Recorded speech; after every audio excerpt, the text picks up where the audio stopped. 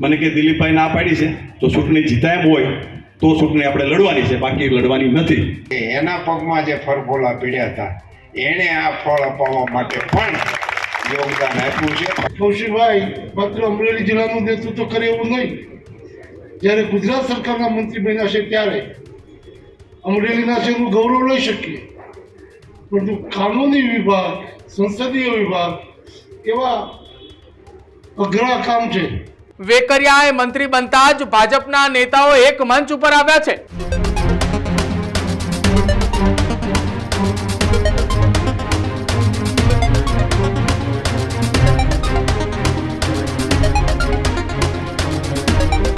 નમસ્કાર, આપ જોઈ રહ્યા છો ન્યૂઝ રૂમ ને આપની સાથે હું છું પ્રદીપ. મહત્વપૂર્ણ સમાચાર અમરેલીથી સામે આવી રહ્યા છે કે જ્યાં અમરેલીની રાજનીતિની અંદર એક એવા દ્રશ્યો સામે આવ્યા છે કે જે જોઈને તમે પણ એ વિચારશો કે શું ખરેખર અમરેલીમાં આ પ્રકારની ઘટના બની છે. અમરેલી ભાજપમાં વિવાદ અને વિખવાદ વચ્ચે આ સૌથી મોટા અને મહત્વપૂર્ણ સમાચાર સામે આવી રહ્યા છે કે જ્યાં વેકરિયાએ મંત્રી બનતા જ ભાજપના નેતાઓ એક મંચ ઉપર આવ્યા છે. અમરેલી ભાજપની અંદર વિવાદ અને વિખવાદ વચ્ચે કૌશિક વેકરિયાના અભિવાદન સમારોહમાં દિલીપ સંઘાણી અને રૂપાલાએ ખીલી ઉઠ્યા. કાયદા અને સંસદીય બાબતોમાં નવયુવાન પર જવાબદારી સોંપી હોવાનું નિવેદન દિલીપ સંઘાણીનું છે. સાથે જ કૌશિક વેકરિયાને જવાબદારી આપણા જિલ્લાની જવાબદારી હોવાની વાત પણ એ દિલીપ સંઘાણીએ કરી. દિલીપ સંઘાણીએ કાયદા બાબતોમાં શિખામણ સાથેની શીખ આપતા નિવેદન આપ્યું છે. સામે પરસોત્તમ રૂપાલાએ પણ કૌશિક વેકરિયાના પિતા એ કાંતિભાઈ એ રૂપાલાના કાર્યકર્તા હતા. મારી પદયાત્રામાં મારી સારથાઈ બનીને પગે પરફોલા પડ્યા હતા, એનું ફળ એ કૌશિક વેકરિયાને મળ્યું છે. મારી જેવા એ નાના કાર્યકરને ખભે બેસાડીને અહીંયા સુધી પહોંચાડ્યો છે. તે કાર્યકરને નતમસ્તક અને વંદન કરું છું. આ નિવેદન કૌશિક વેકરિયા દ્વારા આપવામાં આવ્યું. રૂપાલા સાહેબનો વસવસો મને મળ્યો છે, વારસો એ મને મળ્યો હોવાની વાત એ કૌશિક વેકરિયાએ કરી છે. જોકે બીજી તરફ ભારતીય જનતા પાર્ટીમાં જૂથવાદના આજે છેદ એ જૂના અને નવા એ બંને નેતાઓ એક સાથે દેખાયા. જોકે અમરેલીના પૂર્વ સાંસદ નારાયણ કાછડિયા પણ ગેરહાજરી એ જોવા મળી, પરંતુ આ તમામની વચ્ચે દિલીપ સંઘાણી, પરસોત્તમ રૂપાલા, ભરત સુતરિયા સહિતના તમામ નેતાઓ એક મંચ ઉપર જોવા મળતા સૌ કોઈ એ રાજનીતિની અંદર ચર્ચાનો વિષય બન્યો.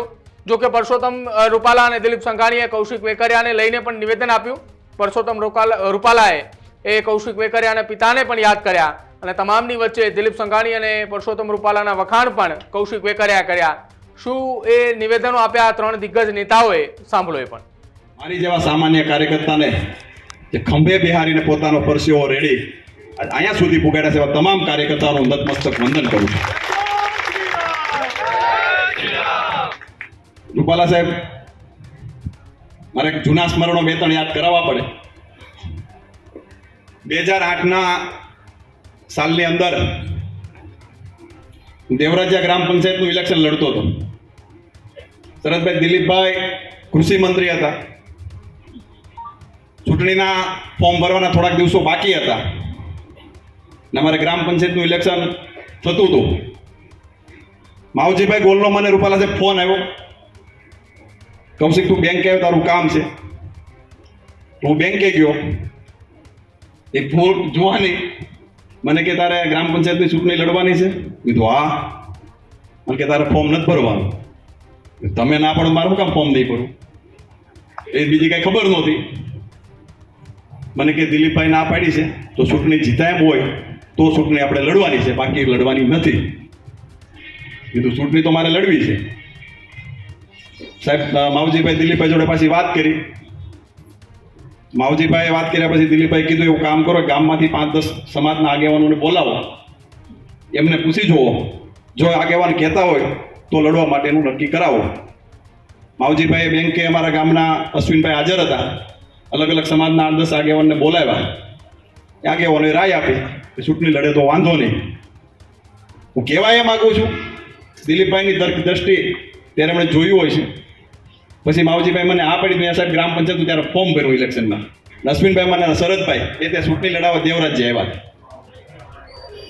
ને ચૂંટણીમાં ગ્રામ પંચાયતના વિજયબીનો બંને નેતાઓ બેઠા છે. પ્રથમવાર તાલુકા ભાજપના મહામંત્રીની જવાબદારી સોંપવામાં આવી. ત્યારબાદ તાલુકા ભાજપના પ્રમુખ તરીકેની જવાબદારી સોંપવામાં આવી. ત્યારબાદ જિલ્લા ભાજપના મહામંત્રી તરીકેની જવાબદારી સોંપવામાં આવી. ત્યારબાદ જિલ્લા ભાજપના પ્રમુખ તરીકેની જવાબદારી સોંપવામાં આવી. એ પછી ધારાસભા લડવાનો પાર્ટી દ્વારા મોકો આપવામાં આવ્યો. આપ સૌના આશીર્વાદથી સરકાર અને પાર્ટીએ નાયબ દંડક તરીકેની જવાબદારી સોંપી. ખાસ કરીને રાષ્ટ્રીય ભાજપ અને પ્રદેશ ભાજપ શ્રેષ્ઠ નેતૃત્વનો હું હૃદયથી આભાર માનું કે બૂથના કાર્યકર્તા તરીકે કામ કરતા કરતા આજે સરકાર દ્વારા જે મંત્રીની જવાબદારી સોંપવામાં આવી છે, તમામ કાર્યકર્તાઓનો હૃદયથી આભાર માનવો પડે. અહીંયા બેઠેલા સ્ટેજ ઉપર સન્માનીય મંચનો આભાર માનવો પડે. કારણ કે જ્યારે હું ચૂંટણી લડતો હોઉં છું વિધાનસભાની 2022માં, ત્યારે બધા જ કાર્યકર્તાઓ સમગ્ર જિલ્લાની અંદરથી જ્યાં પણ જેમને લાગતા વળગતા હતા એ બધા જ પોતાનો કોન્ટેક્ટ કરી અમરેલી વિધાનસભા જીતવા માટે, અમરેલી જિલ્લાની 5 સીટ જીતવા માટે હું જિલ્લા ભાજપના પ્રમુખ તરીકે જ્યારે 5 સીટ જીતા, અહીંયા બેઠેલા કાર્યકર્તાઓની મહેનતના કારણે આપણે જીતા. હું તો નિમિત્ત હતો. જે રીતે જવાબદારી સરકાર અને પાર્ટી દ્વારા આપણે સોંપવામાં આવતી હોય છે, મિત્રો એ પ્રકારે નાગનાથ દાદાના શરણોમાં પ્રાર્થના કરું. દિલીપભાઈ હમણાં જે વાત કરી, કાયદો વિભાગ ખૂબ સમજવો પડે, ખૂબ એમનો અભ્યાસ કરવો પડે. રૂપાલા સાહેબ કાલે જ સાર સંભાળ્યા પછી પ્રથમ અધિકારીઓ સાથે બેઠક કરી. ભૂતકાળમાં દિલીપભાઈ પાસે કાયદા વિભાગ હતો, સંસદીય બાબતે દિલીપભાઈ પાસે જ હતું. આ વિસ્તારમાં એ જ વિભાગ પાસે આપણે સરકાર અને પાર્ટી દ્વારા સોંપવામાં આવ્યા છે. પણ મને પૂરો ભરોસો છે કે અહીં બેઠેલા કાર્યકર્તાઓના આશીર્વાદ, સ્ટેજ ઉપર બિરાજમાન સૌ સન્માનીય મંચના આગેવાનોના આશીર્વાદના કારણે એમાં હું સફળ થાવ એવી નાગનાથ દાદાના શરણોમાં પણ પ્રાર્થના કરું છું. અને હવે પછી પાછા આપણા ભેગા ત્યાં જ રાખવાના છે. ત્યારે પણ વિગતે વાતો પણ કરીશું. જેવો સમય હશે એ પ્રકારની વાતોને આપણે વાગોળતા રહીશું. અત્યારે તો ભાઈ કૌશિકભાઈને અભિનંદન આપવાની સાથે પુણ્ય સ્મરણ કરું છું કે કાંતિભાઈ વેકરિયા એ મારી પદયાત્રાનો સળંગ યાત્રી, એક પૈકીનો એક યાત્રી એ કાંતિ વેકરિયા. મેં જે આપણા વિધાનસભા વિસ્તારની પદયાત્રા કરી હતી એ પદયાત્રાનો સળંગ સાક્ષી યાત્રી એ કાંતિલાલ વેકરિયા હતો. મને એમ લાગે છે કે એના પગમાં જે ફરફોલા પીડ્યા હતા એણે આ ફળ અપાવવા માટે પણ યોગદાન આપ્યું છે. ભાઈ કાંતિનું સ્મરણ કરીને ભારતીય જનતા પાર્ટીના આપણા જિલ્લાના કેટલાય આગેવાનો, કેટલાય કાર્યકર્તાઓ, પદ તો 5 હાથને મળ્યા. મેં કહ્યું હજારો કાર્યકર્તાઓએ આ મહેનત કરી છે. હજારો કાર્યકર્તાઓએ કોઈ પણ જાતની અપેક્ષા રેખા વગર મહેનત કરી છે. એ બધા જ કાર્યકર્તાઓ અભિનંદનના અધિકારી છે. એટલે એક વખત સંધાય કાર્યકર્તાઓ માટે જોરદાર તાળી. તંત્ર નથી, સહકારથી સંબંધ. સૌની રોજગારી માટે જે યોજનાઓ બનાવી છે, આ યોજનાઓનો મારફત તમામ ગ્રામ્ય કક્ષાએ કેવી રીતે રોજગારી સુનિશ્ચિત અને સુરક્ષિત કરવી, એક સહકારી ક્ષેત્રનું કામ.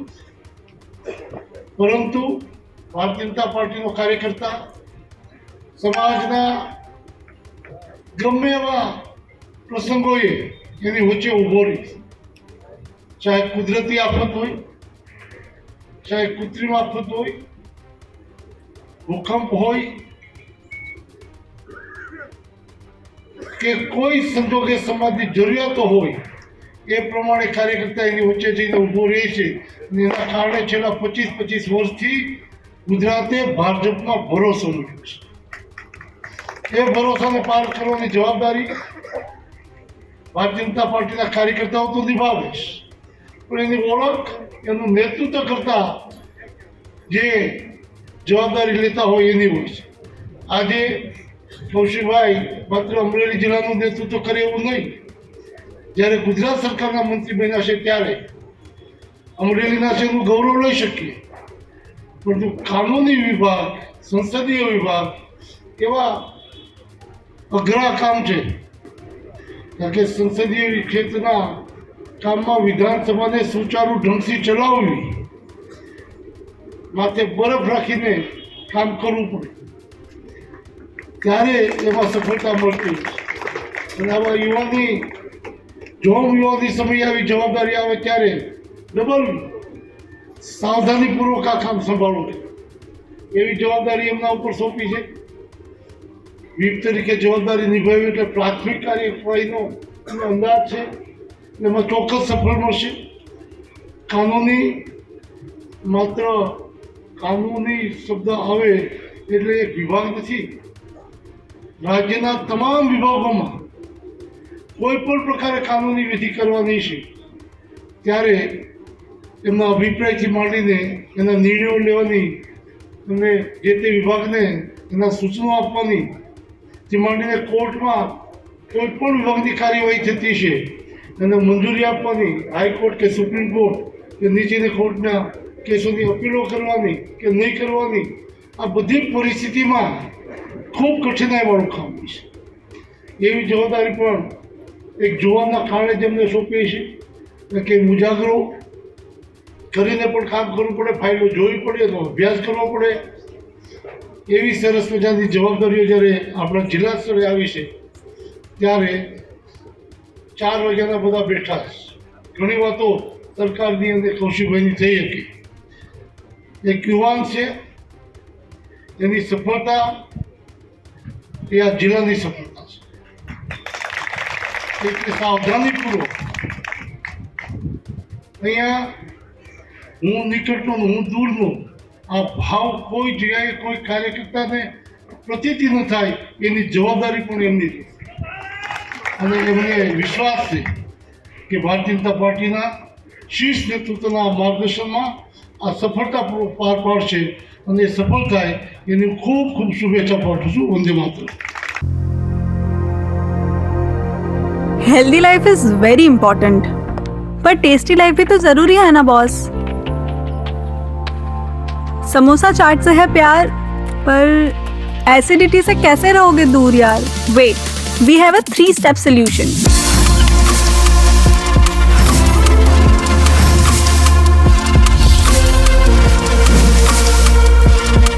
विट्रिशियन ओरल स्ट्रिप, क्योंकि टेस्टी लाइफ भी तो जरूरी है ना बॉस.